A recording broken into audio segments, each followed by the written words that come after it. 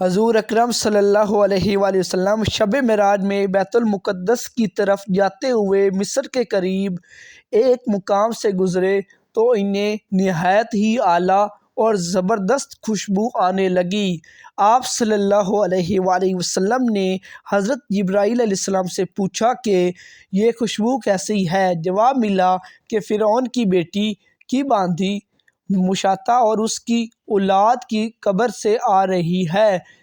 پھر حضرت جبرائیل علیہ السلام نے اس کا قصہ بیان کیا کہ مشاطہ فرعون کی بیٹی کی خادمہ تھی اور وہ خفیہ طور پر اسلام لا چکی تھی۔ ایک دن فرعون کی لڑکی کو کنگھی کرتے ہوئے اس کے ہاتھ سے اتفاقاً کنگھی گر پڑی۔ وہ اٹھانے لگی تو اس کی زبان سے بے ساختہ بسم اللہ نکل گیا۔ اس پر شہزادی نے کہا کہ تو نے آج عجیب کلمہ بولا، رب تو میرے باپ فرعون ہی ہے، تو پھر تم نے یہ کس کا نام لیا ہے؟ اس نے جواب دیا، فرعون رب نہیں بلکہ رب وہ اللہ ہے جو مجھے اور تجھے اور خود فرعون کو روزی دیتا ہے۔ شہزادی نے کہا، اچھا تو میرے باپ کے سوا کسی اور کو اپنا رب مانتی ہے؟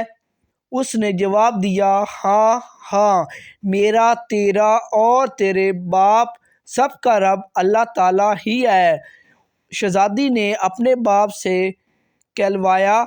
وہ سخت غضبناک ہوا اور اسی وقت اسے برسر دربار بلایا اور کہا، کیا تو میرے سوا کسی اور کو اپنا رب مانتی ہے؟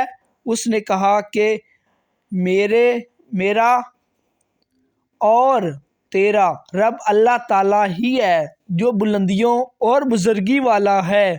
فرعون نے اسی وقت حکم دیا کہ تانبے کی جو گائے بنی ہوئی ہے اس کو خوب تپایا جائے اور جب بالکل آگ جیسی ہو جائے تو اس کے بچوں کو ایک ایک کر کے اس میں ڈال دیا جائے، آخر میں خود اسے بھی اسی میں ڈال دیا جائے۔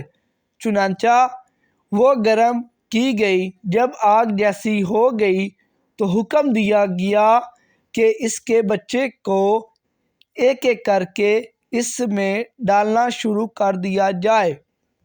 اس نے کہا، بادشاہ، ایک میری درخواست منظور کرو، یہ کہ میری اور میرے ان بچوں کی ہڈیاں ایک ہی جگہ ڈال دینا۔ تو اس نے کہا، اچھا، تیرے کچھ حقوق ہمارے ذمہ ہیں، اس لیے یہ منظور ہے۔ اس کی دونوں بچیاں اس کی آنکھوں کے سامنے اس میں ڈال دی گئی اور فوراً جل کر راکھ ہو گئی۔ پھر سب سے چھوٹے کی باری آئی جو ماں کی چھاتی سے لگا ہوا دودھ پی رہا تھا۔ فرعون کے سپاہیوں نے اسے گھسیٹا تو اس نیک بندی کی آنکھوں تلے اندھیرا چھا گیا۔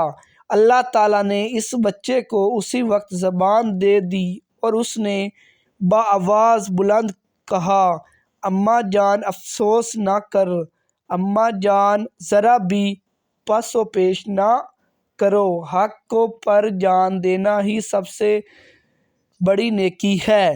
چنانچہ انہیں صبر آ گیا، اس بچے کو بھی آگ میں ڈال دیا گیا اور آخر میں ان کی ماں کو بھی اسی آگ میں جلا کر مار دیا گیا۔